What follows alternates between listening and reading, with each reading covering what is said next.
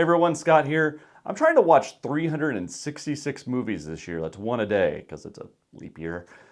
And I thought I'd just do quick reviews of each of them, just real quick, rapid fire. Let's do it.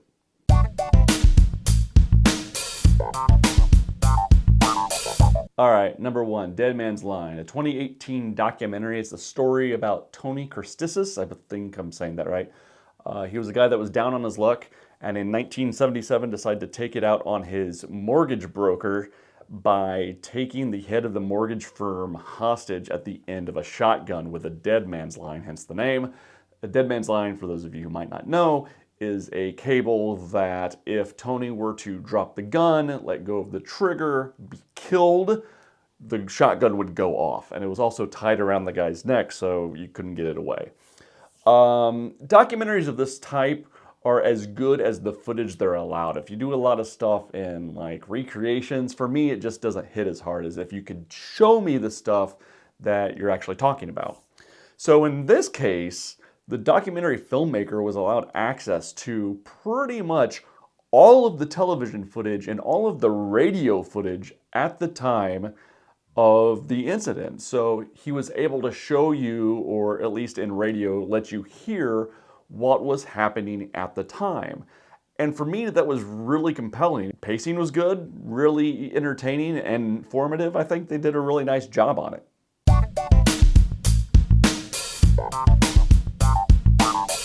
Number two, The Fanatic 2019. Oh boy. If you kind of go in the same YouTube circles as I do, this movie became pretty notorious pretty quickly for its lack of quality. Stars John Travolta, directed by Fred Durst. Yes, that Fred Durst. About a guy also down on his luck and kind of mentally disturbed who takes out his aggressions on a famous actor played by Devon Sawa. In this case, Durst is competent behind a camera, if not a compelling director. He's more in the Brett Ratner realm of directors where he's going to get it to you on time and under budget. He's not necessarily very strong with actors, which would have helped in this case because John Travolta's worst instincts come out in this film. So in that case, Durst has a little bit of blood on his hands for not being able to steer Travolta in the right direction. Of all the actors, I think Devon Sawa got out pretty clean in this movie. He's pretty good, but Travolta, oh boy, Travolta is terrible. And it's embarrassing. This is not a movie that's so bad it's good and so bad it's funny. It's more embarrassing than anything else. I feel embarrassed for John Travolta for this performance. There's a lot of clips on YouTube if you want to dig for the funniest moments, but it's just cringy. Not good.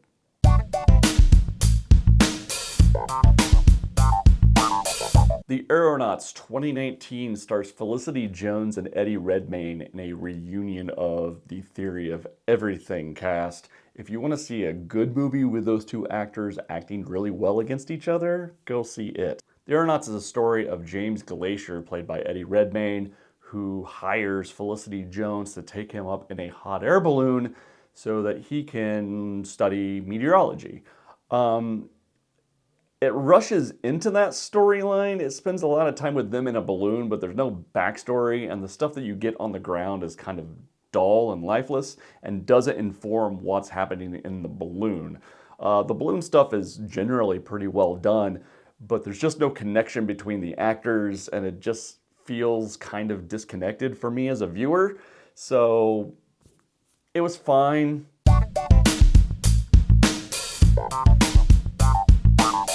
Star Wars, The Rise of Skywalker. Oh boy. Didn't like this movie very much. The movie has a ton of story threads, and as I watched it, I felt nothing towards any of these characters.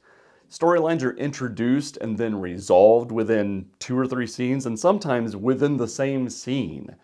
And the movie just tries things, and a lot of it doesn't hit. And the stuff that does hit is so buried with everything else this movie tries to do that it just doesn't give the emotional space for it to have an impact. Looking back on the sequel trilogy, I just can't think of it as anything but an enormous waste of time. And that's unfortunate because I like the filmmakers involved, but I just feel nothing.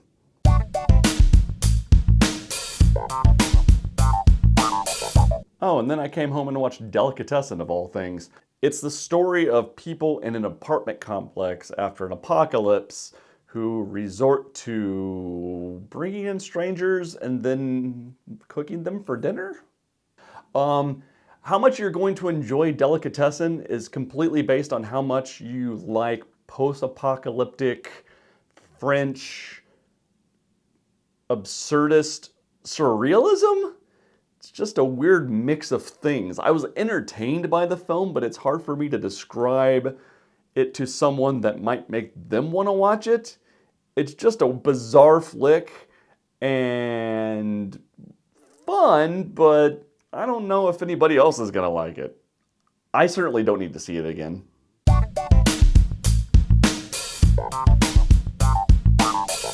You Were Never Really Here. This website tells me that it stars Joaquin Phoenix, Judith Roberts, a traumatized veteran unafraid of violence tracks down missing girls for a living. When a job spins out of control, Joe's nightmares overtake him as a conspiracy is uncovered, leading to what may be his death trip or his awakening. Not gonna lie, this movie left no impression on me. I don't remember watching it. I mean, I kind of remember watching it, but I don't remember anything about it. I think that might say a lot.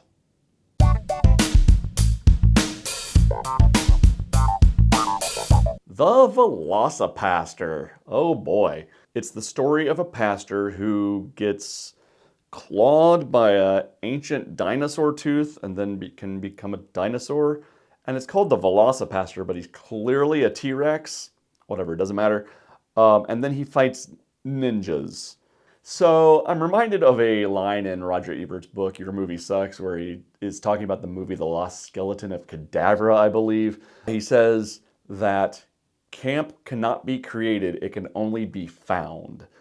And he may be paraphrasing someone else, but that was what I was reminded of when I was watching The Velocipastor.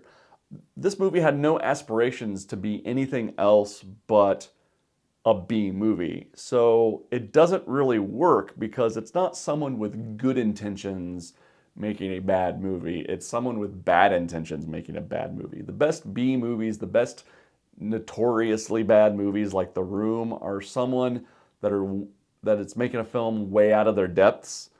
This is not that film. This is someone trying to be campy, and it didn't work for me.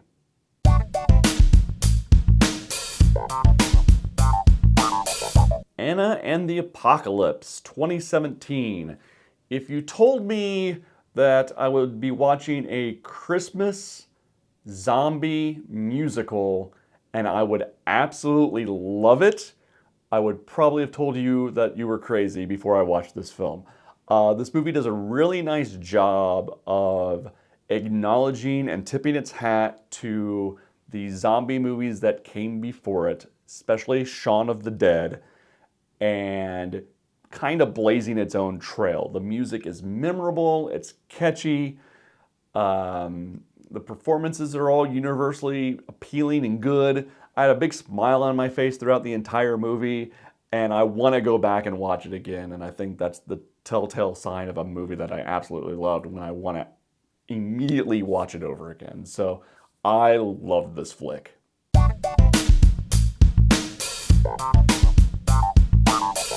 Get Out, directed by Jordan Peele. And before you start, I've seen this movie before. There will be movies that I'm going to rewatch throughout this entire process because there's just movies I want to revisit, and this was one of them. And I'm watching this in preparation to watch Us, which I haven't seen. Get Out still slaps quite a bit. It's a great flick. It's shot really well, acted really well, and I think this is my second or third time through the film, and I think the story works better and better on repeated viewings, and it absolutely earns that ending. I love this flick. I think it's an amazing debut by Peele. But everyone has said that, so I'm just another voice in a choir.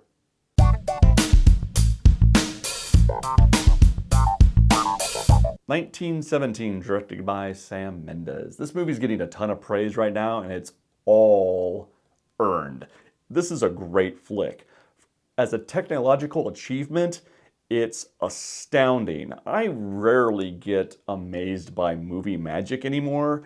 Mad Max Fury Road, what I think was the last film that I was like, how did they do any of this? And that's the kind of reaction I had with 1917. I just wanted to know how they pulled off any of the stuff they did. And I've watched some of the behind the scenes stuff, and it's just as impressive that they were able to do any of the stuff that's in this movie. Having said that, it does have some minor, just minor pacing issues in its third act. But I think what they achieved as a filmmaking feat completely makes up for the little story transgressions that it has. I think it's a remarkable film, and a film that we're going to be seeing come Oscar time, winning several awards. It's nominated for 10, I think. Well deserved.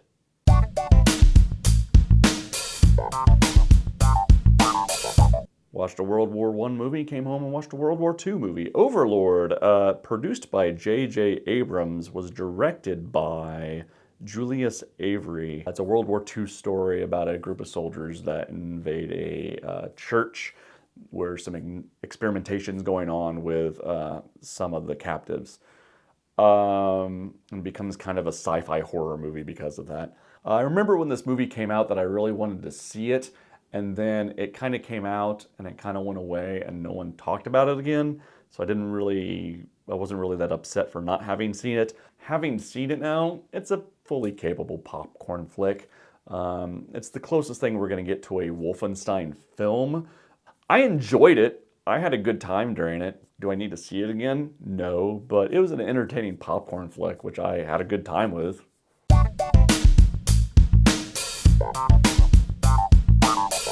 The Happiness of the Katakuris. When I see the name Takashi Miike, I don't necessarily think this type of movie. If that name rings a bell, it's probably because you've seen Audition. Miike is very big in Japanese extreme horror, which this movie is. If you're not into that type of thing, do not watch Audition. Happiness of the Katakuris is a strange flick because it's mocking musicals. It's a remake of a Korean film that was made just 2 years prior, but it's not really mocking that film, seemingly. It's just a recreation with music. It's a real weird flick. There's claymation sequences. There's a sequence with a sing-along section for the audience. The music doesn't really work, and it kind of revels in the fact that the music's real bad. It kind of loves the fact that it's kind of a stream of consciousness and that this should not be set to music, which is amusing, but it only goes so far.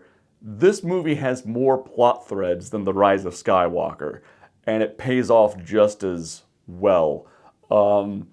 It was an experience. It's not an experience I think I'm ever going to forget, but at the same time, it's not an experience I think I ever want to have again. It was worth having because it was weird, and somewhat entertaining, because it's just this weird blob of a strange flick. It's weird, that's all I can say. I was entertained, but it's weird.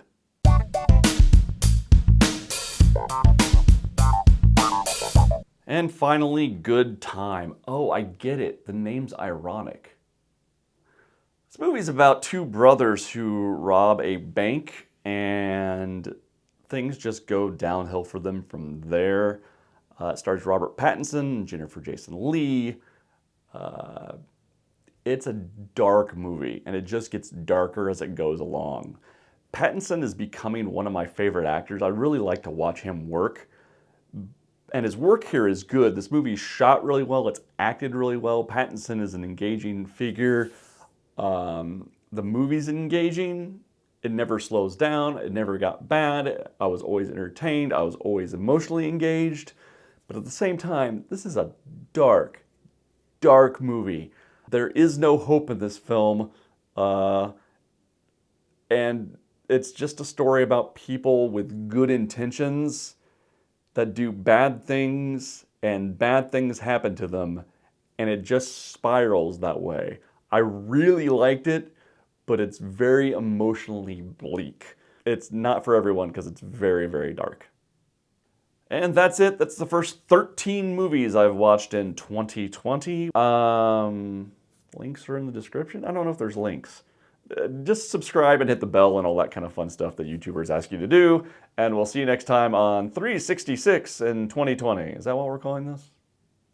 I don't know. I haven't made graphics yet.